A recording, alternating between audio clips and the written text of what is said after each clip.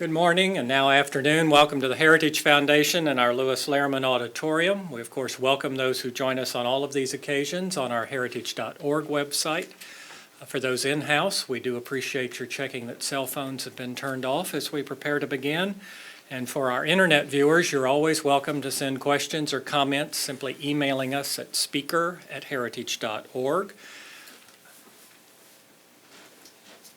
And following our program, of course, we will post it on the Heritage homepage for everyone's future reference. It's my pleasure to welcome Dr.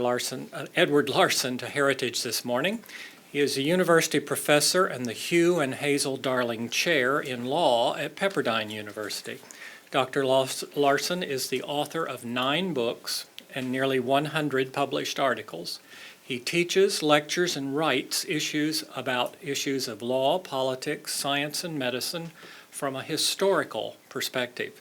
Among his books are A Magnificent Catastrophe, The Tumultuous Election of 1800, America's First Presidential Campaign, then Evolution, The Remarkable History of a Scientific Theory, Trial and Error, The American Controversy Over Creation and Evolution, and his Pulitzer Prize-winning book, Summer for the Gods, The Scopes Trial and America's Continuing Debate Over Science and Religion. He has also co-authored or co-edited 6 additional books, including The Constitutional Convention, A Narrative History from the Notes of James Madison. His teaching career spans over 20 years, both at the University of Georgia and now at Pepperdine. He served as a visiting professor of law at Stanford in 2012, and a visiting professor teaching American constitutional law at the University of Melbourne in 2011. A graduate of Williams College, he earned his JD from Harvard and his PhD in the history of science from the University of Wisconsin-Madison. At Heritage, we are pleased to note that the Heritage Foundation, through the gift of our Salvatore Prize, appears among the organizations recognized on the Contributors Wall at Mount Vernon's Visitor Center and Museum. In this context, it is especially appropriate that we welcome Dr. Larson here to Heritage, who is currently serving Mount Vernon as the inaugural Library Fellow at the Smith National Library for the Study of George Washington, or as it's now called in our area, the George Washington Presidential Library, so that we don't have to go out of town for a presidential library. This is an interesting text, and believe it or not, after more than 2 centuries of writing about George Washington, it's the first time anybody has looked at these years of his life. So we're very pleased to have Dr. Larson with us. Doctor? Thank you very much. And thank you for having me here. It's a delight to be here. Now, popular revolutions take many forms. Some violent and others peaceful. They are marked by a fundamental transfer of governing authority, typically from below. It is conventional to categorize the American Revolution of 1776 to 1783 as the first modern popular revolution, and France's starting in 1789 as the second. Russia began a particularly cataclysmic revolt in 1917, and China finished one in 1949. In recent years, we see revolutions going on continuously, from those in Eastern Europe during the late 1980s to the Arab Spring of the early 2010s, with its still unfinished upheavals in Tunisia, Libya, and Syria.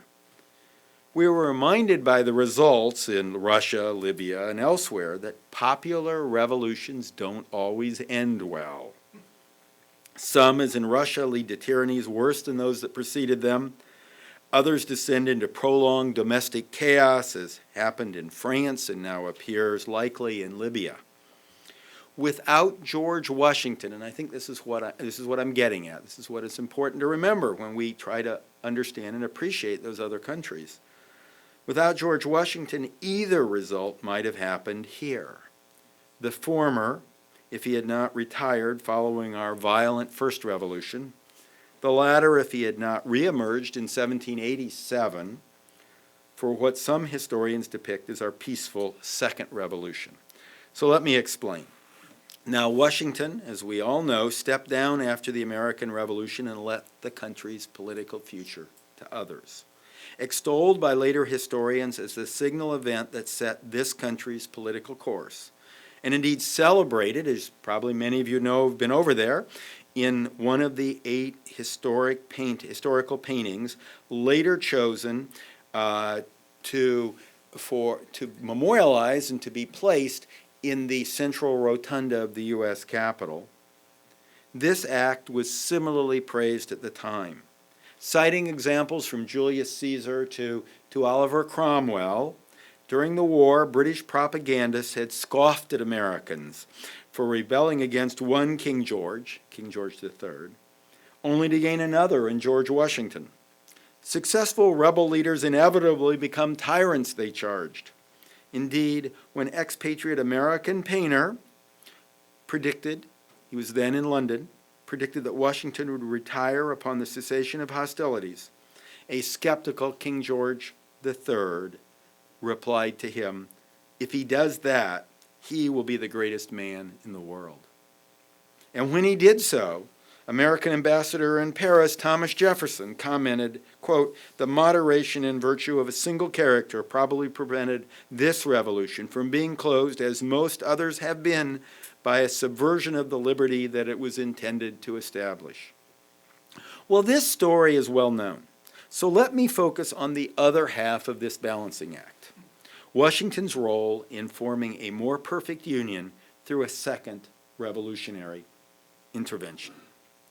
When he retired after the war, Washington hoped for an energetic republic to unite the coastal states and the vast western territories stretching all the way to the Mississippi River, ceded by Britain under the treaty recognizing American independence.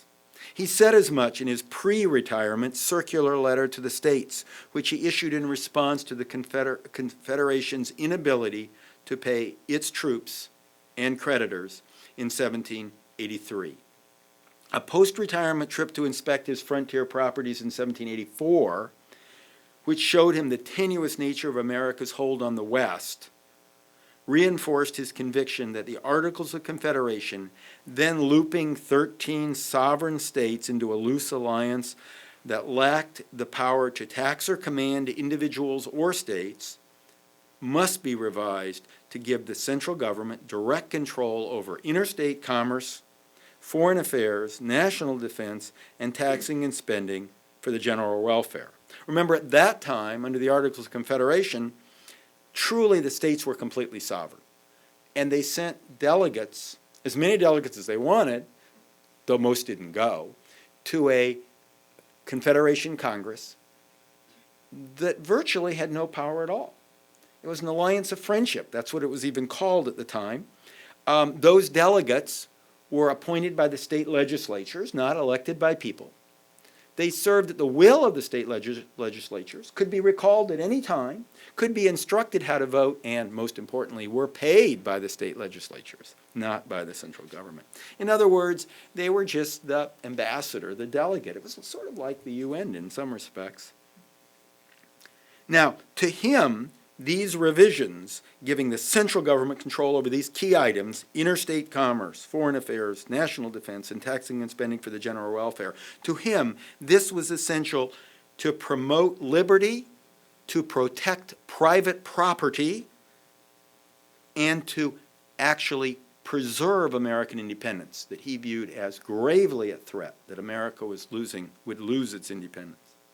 The subsequent breakdown of public order in some states, reckless emission of paper money by others, and a worsening of economic conditions everywhere deepened his fears and those of like-minded Americans. The country was drifting toward the chaos characteristic of popular revolutions where effective new regimes fail to emerge after the fall of repressive old ones. Virtue, Washington wrote to the Confederation's brilliant but beleaguered Foreign Secretary, John Jay, in 1786. Virtue, I fear, has in a great degree taken its departure from our land.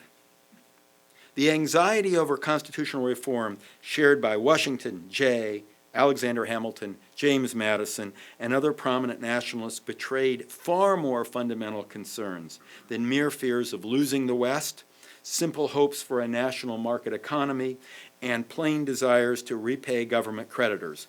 Those issues certainly weighed heavily on all of them. Their public and private writings from this period, which is what I went over meticulously to create this book, speak in terms of calamity and commotion, loss of public virtue and disposition to do justice, and a breakdown of the social fabric under the excesses of majority faction, much like the problems we see when popular revolutions fail to spawn balanced representative governments. Liberty itself was at risk, Washington wrote in 1786, much as it had been in 1776, but this time the threat came from within. Nothing short of a revolution in government was needed to save the United States. By the end of 1786, with a debtors' insurrection in Massachusetts, known to history as Shays' Rebellion, wholesale printing of devalued paper money by Rhode Island, Georgia, and other states, and open rebellion in Vermont, which was conspiring at the time with the British in Canada to join Canada and leave the United States, Washington began to doubt if Americans were capable of self-government. He wrote to Bostonian Henry Knox, the Confederation's Secretary of War, "Notwithstanding the boasted virtue of America, we are far gone in everything bad and ignoble." And to fellow Virginian James Madison, Washington wrote in November, 13 sovereignties pulling against each other, and all tugging at the federal head, will soon bring ruin to the whole, whereas a liberal and energetic constitution, well guarded and closely watched to prevent encroachments, might restore us to that degree of respectability and consequence. For Washington, consequence meant a lot. Respectability and consequence to which we had a fair claim. In short, a second revolution was needed to complete the first. In March of 1787, 3 months after the disturbances in Massachusetts died down, Washington wrote of their impact.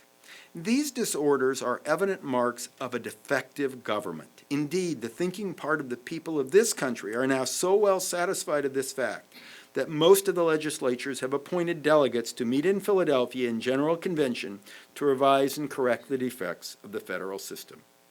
By this point, Virginia had picked Washington to lead its delegation.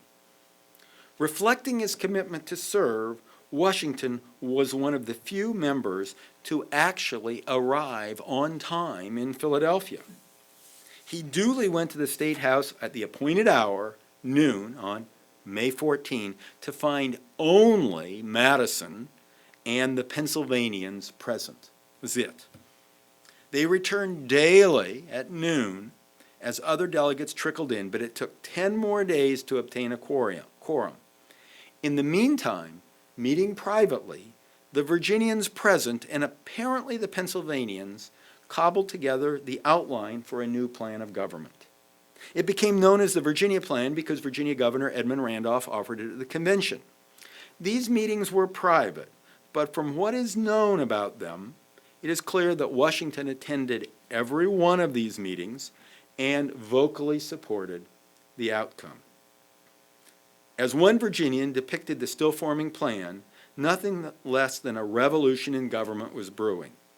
The most prevalent idea, he wrote, seems to be a total alternation of the present federal system and substituting a great national council with full legislative powers upon all the objects of the Union.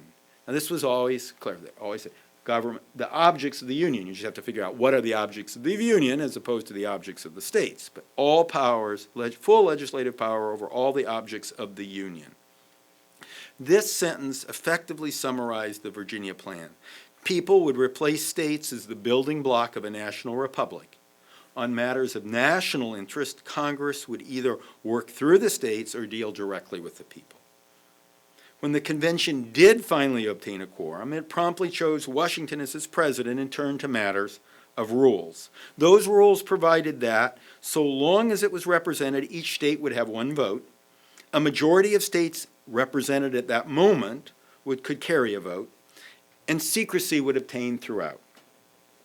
With windows shuttered and doors closed, the members met day after day, 6 days a week, for over 3 months. Delegates came and went. The states gained and lost representation. New Hampshire, for example, didn't even appear until late July, by which time New York had already stormed out and left. Rhode Island never participated.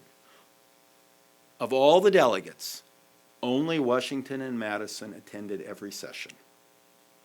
With secrecy enforced, the only record of the proceedings came in Madison's private notes of the debate, an official tally of motions and votes, and a scattering of personal writings, which limits what we know about Washington's role because, as presiding officer, as we all know, he did not speak on substantive matters inside the hall where Madison recorded the debate. In this role, he was comparable to the House Speaker. House Speakers never speak during the debate at the House of Representatives. But that doesn't mean that John Boehner isn't controlling what's happening. It's just he can't speak during the sessions.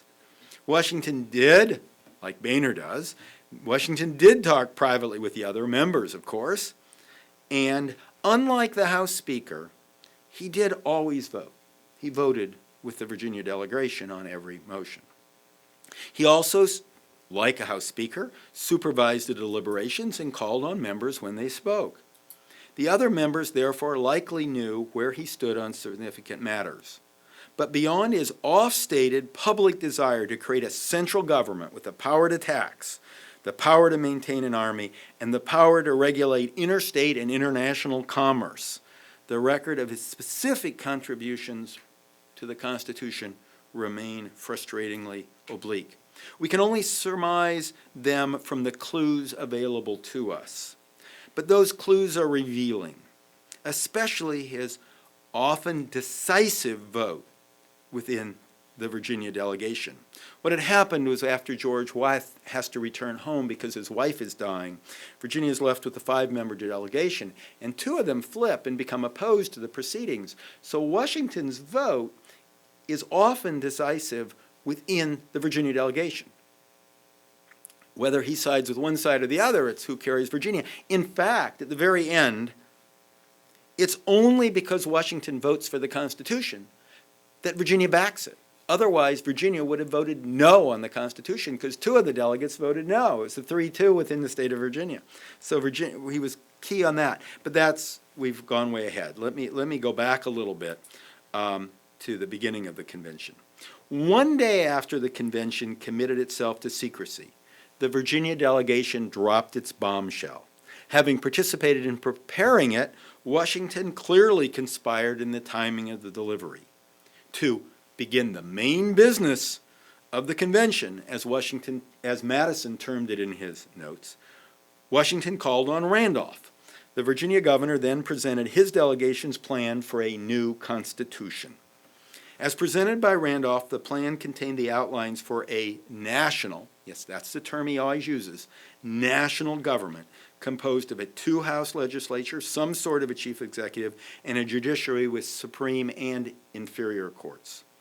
Citing the discord among the states, the rebellion in Massachusetts, the havoc of paper money, as he termed it, and its failure to pay its debts, Randolph argued that the old Confederation did not work and, again to use his word, raised the prospect of anarchy from the laxity of government everywhere. Further, Randolph added, there were many commercial advantages which the U.S. might acquire which were not attainable under the Confederation. The hope, Randolph said, lay in a national government with the power to legislate on matters of general concern and compel obedience. One skeptical delegate captured the speech's essence in a scribble. Sovereignty is the integral thing. We ought to be one nation. Well, Virginia had staked its ground, forcing the others to respond. No delegate could doubt where Washington stood. He remained a voting member of Virginia's delegation. He called on Randolph to speak first, and he never suffered any interruption of what one critic called the governor's, well, as he put it, the governor's long and tedious speech. Clearly, Washington sided with Virginia in its plan. In doing so, he helped to hijack the convention. Congress had endorsed this gathering as a meeting to draft amendments to the Confederation. Washington's Virginia instead proposed using it to scrap the existing government and to forge a nation. That night, he likely worked on a long letter that he mailed the very next day to Thomas Jefferson in Paris. That is, the very night of Randolph's speech. And it reads a lot like Randolph's speech. He writes in this letter, "The business of this convention is as yet too much in embryo to form any opinion of the results. That something is necessary, all here agree. For the situation of the general government," then he adds a paren, "if it can be even called a government, is shaken to the foundations and liable to overset by every blast. In a word, it," meaning the Confederation government, "it is at an end, and unless a remedy is soon applied, anarchy and confusion will inevitably ensue." Those are Washington's words on the day of Randolph's speech. After heatedly debating and narrowly defeating a motion that would have limited the proceedings to amending the Articles of Confederation and thus preserving complete sovereignty of the states, the convention instead accepted the Virginia plan as a starting point for its deliberations and never looked back. Washington sat silent in the hall, but surely spoke in private. He wrote one day before the delegates approved Randolph's broad list of enumerated federal powers. Washington wrote in a private letter, "Vain it is to look for respect abroad," which mattered to him greatly, "or tranquility at home," which also mattered to him greatly, "till the wisdom and force of the Union can be more concentrated." Well, evidence abounds for Washington's influence in shaping various provisions of the Constitution and for securing the compromises that kept the convention on track, including the so-called Great Compromise and the Three-Fifths Compromise. But his role in crafting the executive offers, and I cover all of those in the book, but his role in crafting the executive offers as good an example as any of the part he played in Philadelphia. Since everyone presumed that Washington would become the first president, no one could conceive of that position without thinking about him in it. Indeed, within a year, South Carolina delegate Pierce Butler flatly stated that his colleagues at the convention shaped their ideas and powers to be given to the president by their opinions of Washington's virtues. Delegates debated the executive, that is, the post of the executive, at length for days on 3 separate times during that 3-month-long convention. In June, during the first of these 3 occasions, they raised virtually all of the issues about the presidency that would later occupy them. But they had trouble at that time even resolving whether one person or a committee should hold the office. With Washington in the room, a unitary executive should have seemed obvious to all, especially since every state back then had only one governor. Fearful of investing too much power in any one person, however, some delegates, including 2 from Washington's home state of Virginia,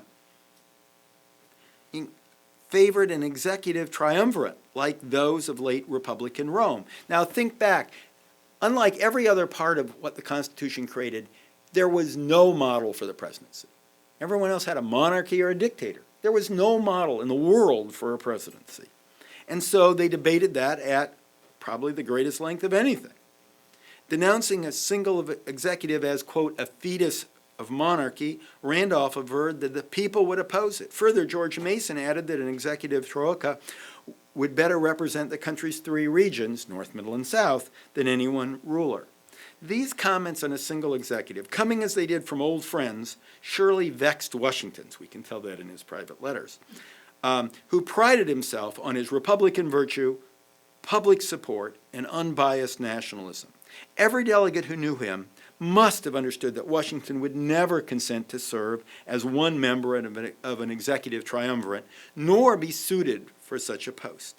While he remained silent in the hall, others rallied to defend the sort of unitary executive that Washington was so clearly qualified to fill. Unity in the executive promotes vigor and dispatch in office, Pennsylvanian James Wilson noted, and by fixing responsibility on one person serves as the best safeguard against tyranny. While these positions came out in the course of formal debate, delegates discussed them on other occasions too. Even as most delegates lodged in crowded inns and boarding houses in Philadelphia, Washington lived in Robert Morris's elegant manor. Some described it as the most beautiful house in America, where he could dine in comfort daily. But he often ate out. Indeed, on June 2nd, when the extent of difference over the power and the structure of the executive first became apparent, Washington chose to eat with the delegates at City Tavern, where the subject of the day's heated debate likely came up and surely remained on everybody's mind. While in session that day, the members raised and could not resolve whether the United States should have one executive officer or three, now later that day, as many of those delegates dined with the man who would be that king, Washington's presence must have reassured them. As a frequent guest at City Tavern, Pierce Butler may have been present. If so, it might explain his later comment that the powers vested in the executive would not have been so great had not the members cast their eyes toward General Washington as president. At the convention's very next session, the next time these same delegates met, who the day before debated and could not decide on how many people, whether there should be one single executive or three, the very next session, right after having had dinner with Washington, the states voted by a margin of 7-3 for a single executive. Then on all other occasions, Washington consistently voted for a stronger executive.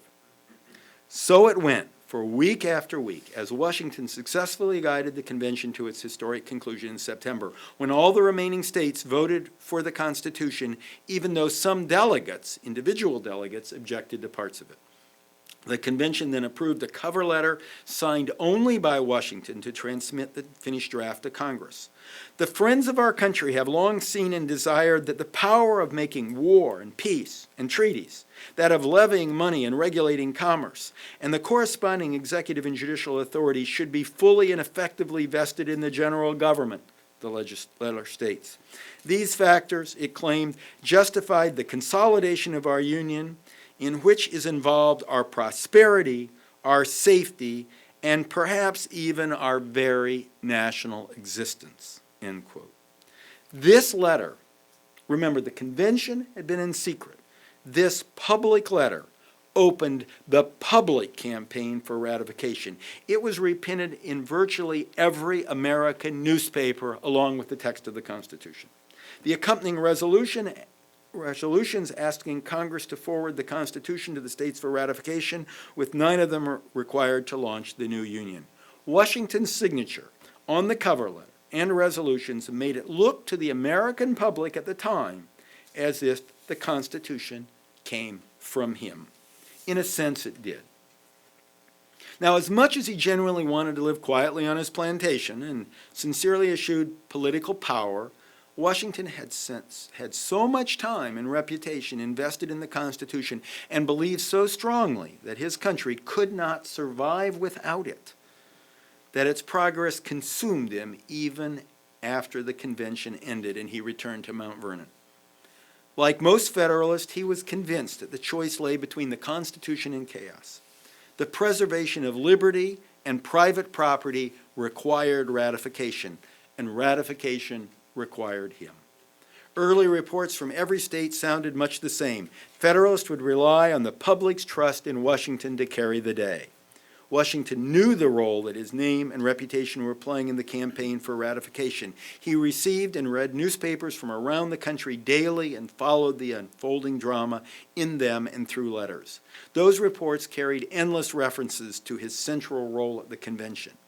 Yet most people cared less that he had signed the Constitution than he would lead the government under it.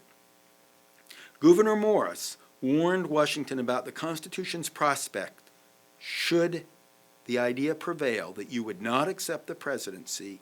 It would prove fatal in Pennsylvania and elsewhere. By never denying it, Washington played his part. Even with him in their camp, however, Federalists faced the daunting task of securing ratification for their revolutionary shift of power from the states to the central government. Federalists had the advantage of a document designed to address the grave economic and political problems then facing the country, and influential supporters returning from the convention to each state to push for ratification.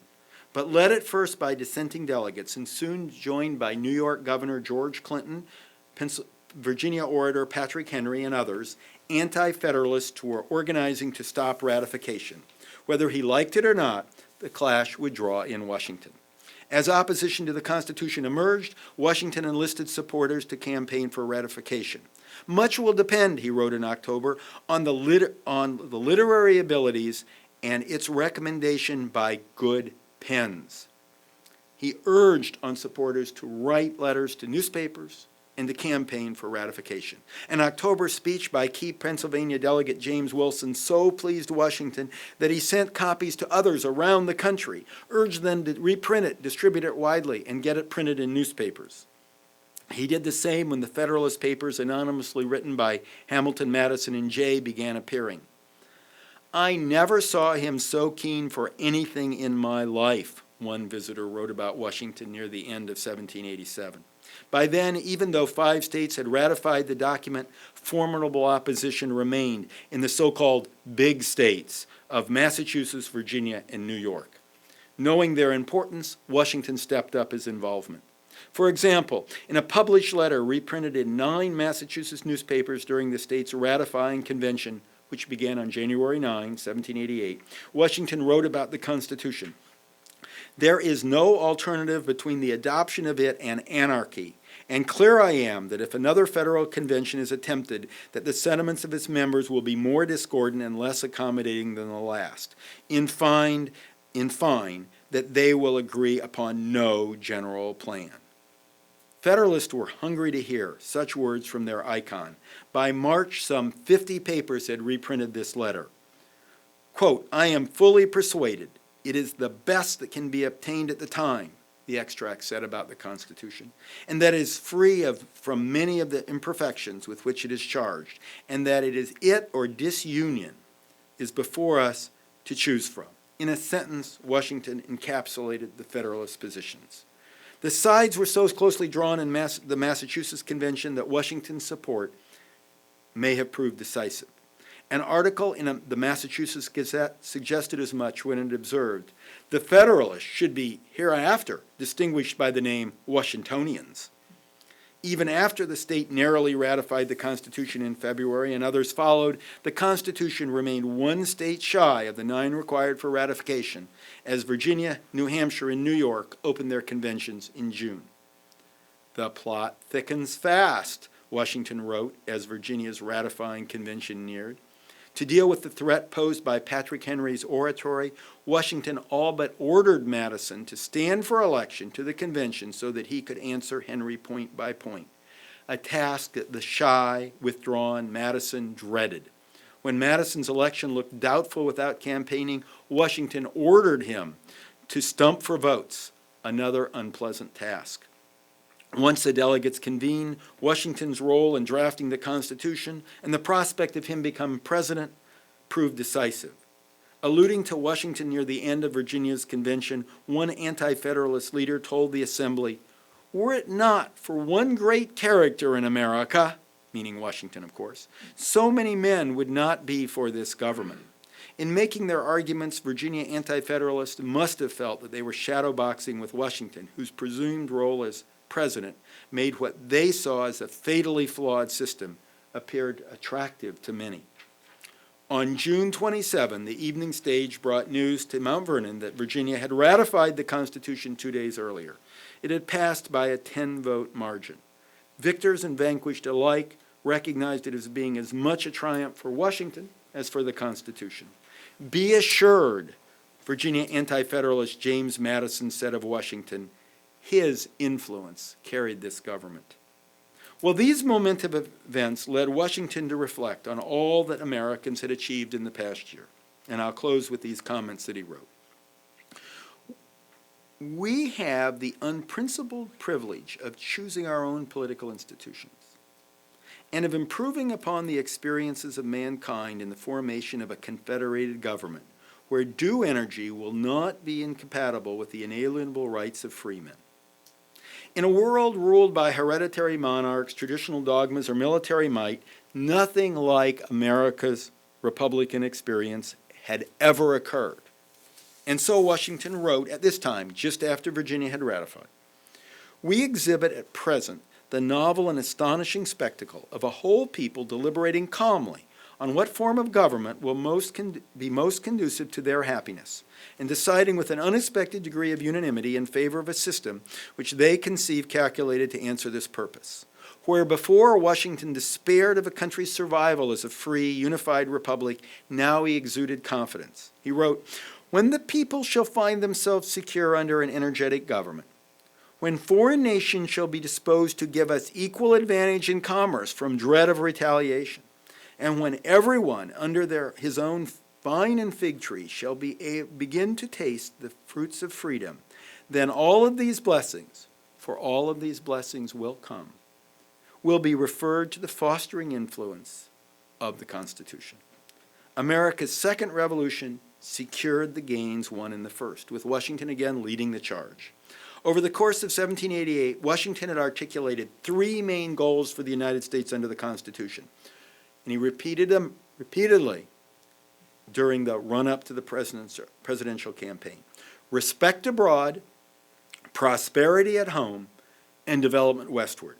Toward these ends, he envisioned a vigorous federal government, encouraging trade, manufacture, and agriculture through effective tariffs, sound money, and secure property rights, and a non-aligned foreign policy. "America under an efficient government," he wrote, "will be the most favorable country of any in the world for persons of industry and frugality, and not less advantageous to the happiness of the lowest class of people because of the great plenty of unoccupied lands in the West." This was Washington's vision for the United States, and as for the nation's first president, he went a long way to realizing it. It had required a second American Revolution, one conceived in the Confederation's as the Confederation's failures became apparent in the mid-1780s, gestated at the Constitutional Convention and given birth through a tortuous ratification process. Washington was there throughout, just as he had been during the first American Revolution, making him doubly the father of his country. Thank you.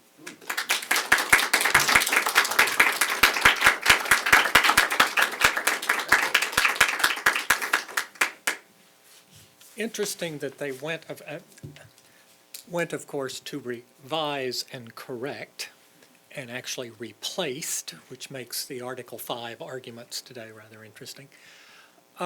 We will take questions from the audience. If you will raise your hand and wait for the mic, it'll be appreciated, but I want to go to one of mine in the first place. It's rather interesting to conceive in this day of politics with an individual how you can have enough ego to direct what needs to be done, but how not to let it become the egotist. Do you have any concept in Washington's character of how he seemed to be able to mollify so many people without becoming the enemy of so many people? That's a great question, and a study of Washington is a study of leadership. He was a remarkable leader. He was almost innately gifted with the act of leadership. This was a time when we had enormous egos. We just fought a revolution. And this was a country of enormous egos. Whether it was Richard Henry Lee or Benjamin Franklin or John Adams, talk about the biggest ego in the room, or Alexander Hamilton or Thomas Jefferson, the Pinckneys in South Carolina, George Clinton in New York, Patrick Henry. These were enormous egos. And Washington could work with them. The only people he had who in long term had trouble with were his neighbors who knew him as a kid, people like George Mason. The other ones, they inevitably, even Benjamin Franklin, because the war had ended, there were only left as two true national celebrities in Washington and Franklin. Everyone else was more regional in their name. They all were willing to defer to Washington. Why? Well, he had a lot of traits we see in successful leaders, but you pick and choose the successful traits in Reagan and in Roosevelt and Lincoln, and you put them all together, and he has them all. He's a wonderful conversationalist. He's a wonderful retail politician. He told stories like Reagan did, but his stories were about winning the revolution, even better than Hollywood. And so he could talk to people, and they liked him. At a party, he danced with every lady. He loved to dance, and every lady would dance with him, and they were all mesmerized with him, and the men all respected him. He stood taller than all of them except maybe Jefferson. He was a very tall man, and with Jefferson, he was much bigger. So they liked him as a person. He listened. He always listened. He was comfortable in his own skin. He knew who he was. And he surrounded himself with the smartest people always. He made them his aides, whether it was a Lafayette or a Hamilton or a Mifflin or whoever, Henry Knox. He would draw them to them. He would listen to them. He had a vision. He was a little bit like Reagan in the sense that he had this long-term vision for the country, or like a Lincoln. But he was willing to compromise on means. He would listen to these people, and he didn't talk a lot when he was at meetings. He would listen to what they had to say. He made them. He took these younger people under his wing, like a Madison and a Hamilton and Lafayette, who were like children, sons to him. And he empowered them, and they never forgot it. They liked that. So in those traits made almost no one jealous of his power. And they were willing to trust him. And the fact, at the time, we think of his victory at Yorktown was what made him famous. At the time, what made him famous is where I started. Not that he'd won at Yorktown, but that he had voluntarily stepped down from power, because during the war, the British had made such a point of that he voluntarily relinquished power. That made the people and others trust with giving him more power later. So it's those traits that he combined, brought into one individual, that combined to make him truly a remarkable leader in a time when we had so many great leaders, and so many of them with so much of their ego and so much of their attention and so much of their pride invested, yet they were willing to defer to Washington to work with him. You got to tell us why the Madisons didn't like him as a kid.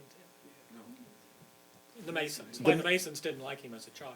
Oh, no, the Masons, no, George Mason was a neighbor, and they'd been very good friends. But George Mason, and to a lesser extent Richard Henry Lee, had actually come from a higher class. Virginia, as some of you may know, then, Careful. But as now, is a very, is an elitist, it's a status-orientated society. And to be a member of the first family of Virginia is really something, even then, more so back then. And so the Lees viewed themselves as coming from a step above the Washingtons, even though Washington's was nothing to be sneered at. And George Mason did as well. And they had worked together. Richard Henry Lee and Washington had been very close friends. They both were elected to the House of Burgesses exactly the same time. Washington was a tremendous politician. He got himself elected to the Burgesses. What was even more amazing, he got himself elected to the First Continental Congress, which everybody in the House of Burgesses was vying for. And Richard Henry Lee and Washington succeeded in getting those posts to the First Continental Congress, and to the second, too, of course. Jefferson got into the second one as well. And so that was harder to see him put above. And so Mason and Richard Henry Lee always had, now that was not true with Patrick Henry. Patrick Henry, of course, came from the lower class, and Patrick Henry was always, in a way, disagreed with Washington and the Constitution, but always admired Washington.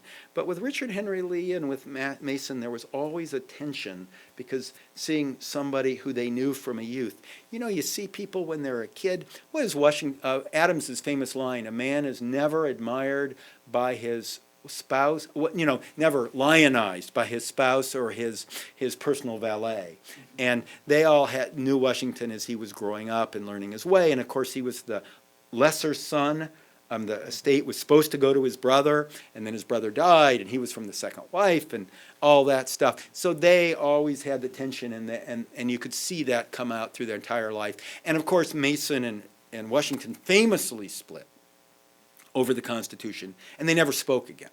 Even though they were neighbors, they never spoke again. They never reconciled. Where Richard Henry Lee later, after Washington's elected and he's elected senator from Virginia, makes a point of going to Mount Vernon and reconciling before he goes up to Washington and then goes up to, the seat of government in New York.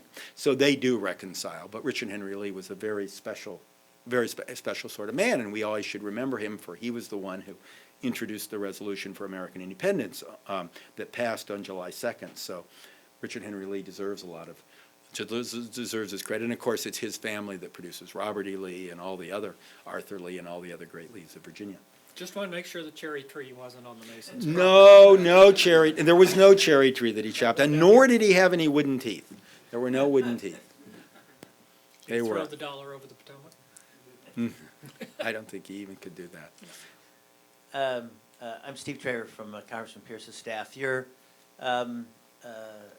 very interesting discussion about how important it was that Washington was available to become the first president. I've heard, actually at Mount Vernon one time, that among the many things that were important to the delegates with regard to Washington as a person was the fact that he had no heirs. He had no male heirs, and so that from that standpoint, there wasn't a dynasty waiting in the wings. Does that come up in your research as being an influence? Yes. Probably not as strong as you presented it. But no, that is a factor. Everyone knew Washington had no children. That was very well known. And of course, all the references to a father of their country, they knew that. I mean, that was, and there are many letters that reflect on that, who state it, who play on that. I mean, I could cite dozens and dozens, and many of them are discussed in the book. But I think it was, I think it was Gouverneur Morris that wrote, "You will have, with this Constitution, if you come up and it's ratified, you will have 3 million children." And it was important. It was important for a couple reasons. First, there was the controversy of the Cincinnatiists back then, the society that was feared to be an elite society, where the officers in the Revolution could be members, and their first male children, it could pass down to the male children. It still exists. Some of you have probably been out to Anderson House here in town, and they thought that'd be an aristocratic organization. And the fact that Washington didn't have any kids helped. There was the sense that he's not just passing it on to his son, and literally they would say this, we know if they gave it to John Adams, he'd just give it to his son Quincy. I mean, they just thought that. They really did. And so in a way they thought, this is great, this is going to help establish that it's going to be one person and pass on to another. And also, a lot of the people, remember Washington had raised a second generation of people who had been his aides. He was tremendously supportive of younger people, tremendously supportive, both at the war and after the war. And many of those younger people viewed themselves almost as their children. And of course, they said, well, if Washington's president, we can be his follower. Madison definitely thought that. We know Hamilton thought that. And so you had this whole second generation who would think, well, he's not going to pass it on to his own son, he's going to pass it on to me. So that helped them too. So you're helping in two ways. First, you don't think he's going to make a hereditary monarchy out of it. And second, if you have a big enough ego and you think you can be his next. And in his presidency, the first part of his presidency, Madison basically was his chief of staff. He was in Congress, but he was also like his chief of staff. They referred to him at the time as Washington's prime minister, basically running the government. And then they break. And especially over the bank, because Madison is more of a states' rightser, breaks over the bank, which he had opposed, at the Constitutional Convention. It was debated at the convention, and Madison had won then. And he pulls off and works more with Jefferson. And then Hamilton supplants him and becomes sort of the prime minister, but from the cabinet.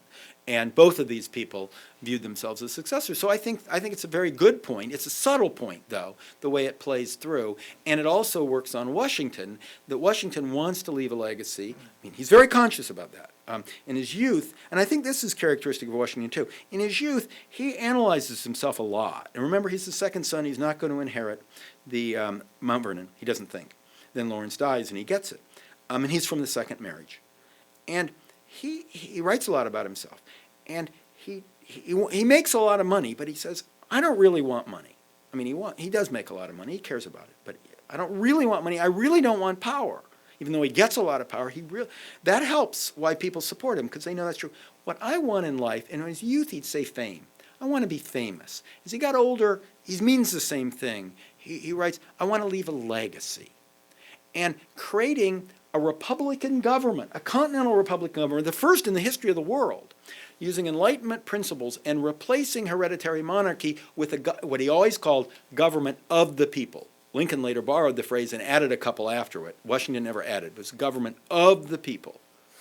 That was his legacy. And he didn't have children as a legacy, so he could focus on that legacy. It also left him free to free his slaves on his deathbed, which he thought was putting him on the right side of history. It would have been tougher to do if he had children to take care of. So I think the fact that he didn't have any children, that he and knew he didn't, does play both on him and on the people.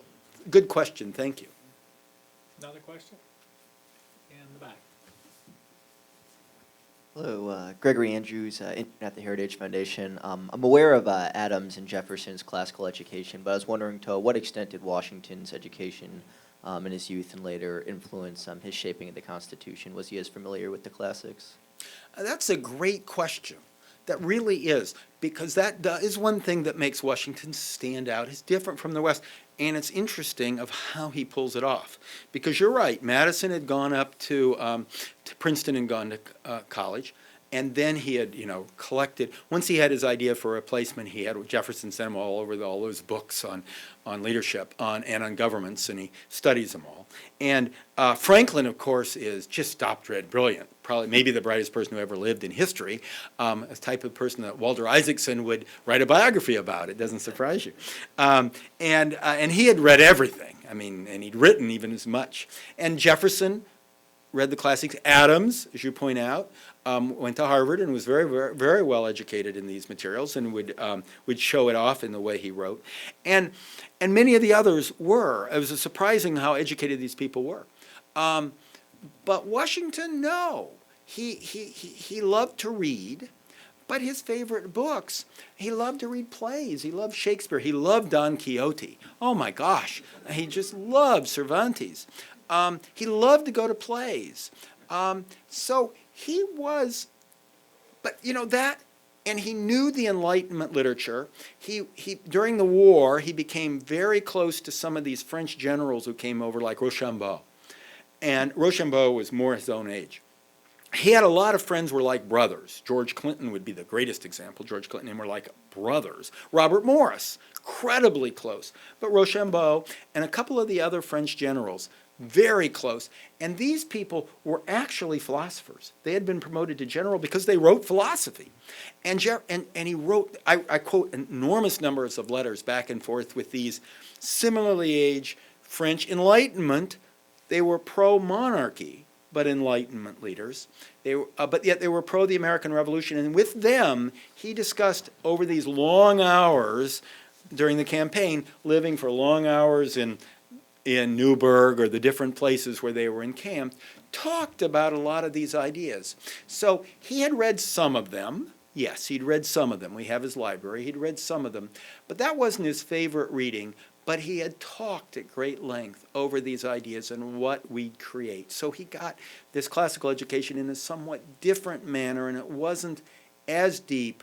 It was a different sort, and so you don't see as many classical references, though you all see a lot of statues. The first statue of him is famous, the one in that toga, and he certainly took up on the Cincinnatus role, and he knew those basic stories, but he wasn't a philosopher in the same way, or pseudo-philosopher, or whatever you want to call Adams and Jefferson. He wasn't of quite the same sort, or as educated on these as a Hamilton or a Madison.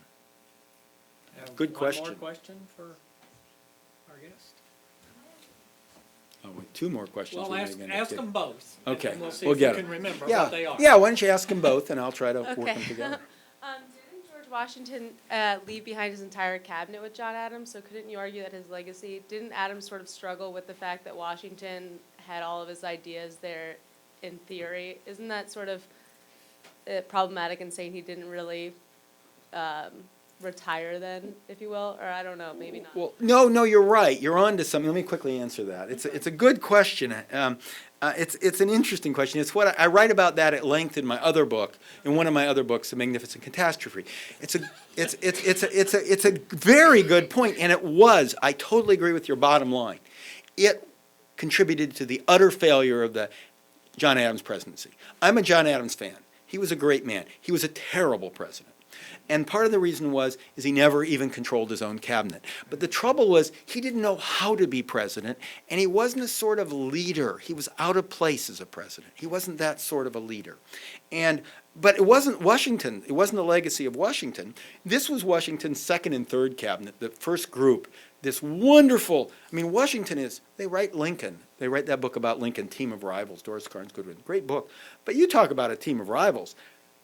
Lincoln's team of rivals. They have nothing on Washington. He put Jefferson and Hamilton in the same cabinet. My gosh, and then added Knox and Randolph. What a team of rivals. But he could control them all. They had all left. And he had second-tier and third-tier people right at the end. You know how administrations sort of wind down. And by the end, they were second and third-tier people. And they were puppets of Hamilton. And Hamilton hated Adams. And Adams hated Hamilton. They just hated each other. They had whole different worldviews. And so what they were is they weren't answerable to Washington. They weren't part of Washington's legacy.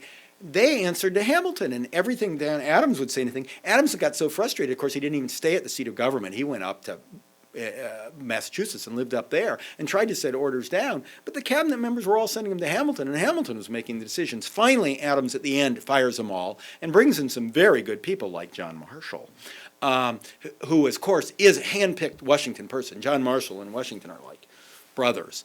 Literally, it's Marshall that's his legacy. Marshall carries Washington's ideas along in the Supreme Court. But it wasn't really that Washington was running this cabinet. It was Hamilton who was running the cabinet. But so you're right in your basic example. But this was an important feature of American history, and I've talked way too long. But I talk about it at length in my other book. Yes? Just quickly, this is a process question. Nowadays, we hear so much about how important it is to be transparent in our government, and I'd like you to views on how important was it that they negotiated in secret for all those months? Well, I think it was absolutely crucial, and so does everyone there. Jefferson, when he hears about it over in France, is ranting and raving and sending all these letters. Oh, they don't understand what democracy is about. This is terrible. They're frustrating freedom of the press. Jefferson was just beside himself. And so were many other individuals, Jefferson-minded individuals. But in America, there was a lot of criticism that this was closed. But literally all of the delegates respected this. And everyone who was supportive of it says we could never have pulled this off without secrecy. Washington, and there are several stories I talk about in the book, how decisively he enforced this secrecy. He single-handedly made it work. He pushed this secrecy. What he did to anybody who was letting anything out was Washington had been a general. He was not a soft man. He was tough. He was tough on his slaves. He was tough on others. He was tough on General Andre, if you remember the Revolutionary War. He was a tough man. And he was tough on keeping that secrecy. And he thought it was essential, and so did everyone. It wasn't his idea.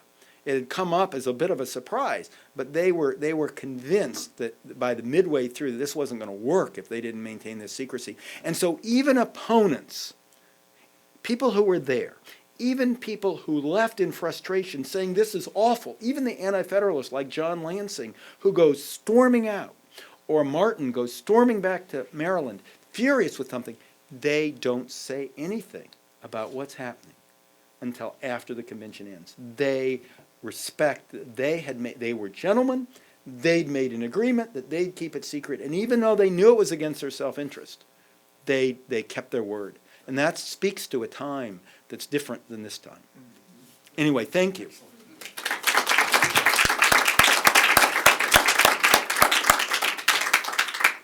And of course, again, we do have copies available. We do thank you for your kind attention.